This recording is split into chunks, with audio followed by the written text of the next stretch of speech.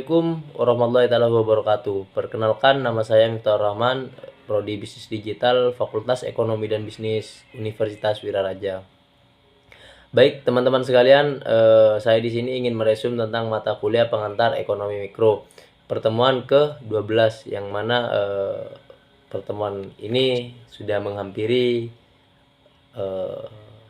hari atau UAS dengan judul materi Permintaan Input dan Perusahaan dengan dosen pengampu Bapak Firly Pranata SEMAK. Jadi berbicara tentang input dalam perusahaan, tentunya di situ saling berhubungan antara input dan output. Jadi saya ingin memberikan penjelasannya tentang pasar input atau permintaan input. Apa itu pasar input? Pasar input sendiri merupakan pasar yang memperjualbelikan faktor produksi seperti tenaga kerja, sumber daya alam, modal, ataupun kewirausahaan yang akan digunakan oleh seorang produsen untuk menghasilkan barang konsumsi. Contoh dari pasar input adalah bursa tenaga kerja.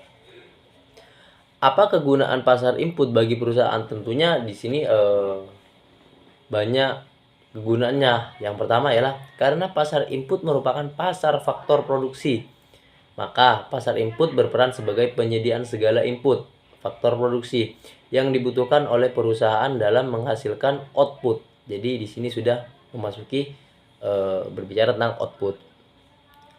Di sini juga ada perbedaan dari pasar input dan output. Yang pertama ialah, adakah perbedaan pasar input dan output? Sederhananya, pasar output merupakan pasar yang memperjualbelikan barang-barang hasil produksi. Jadi kalau output sendiri memperjualbelikan barang-barang hasil produksi. Keterkaitan antara pasar input dan output yaitu kalau pasar input menyediakan faktor produksi, pasar output bertindak dalam memperjualbelikan barang. Jadi teman-teman sekalian sudah mengetahui ya apa perbedaan pasar input dan pasar output. Jadi di sini juga ada apa itu ciri-ciri dari pasar input. Ciri-cirinya tentunya ialah pasar input yaitu pasar ini berwujud kegiatan atau aktivitas, tidak berwujud fisik. Jadi wujudnya itu berbentuk kegiatan atau aktivitas, bukan berbentuk fisik. Permintaan datang dari rumah tangga produsen.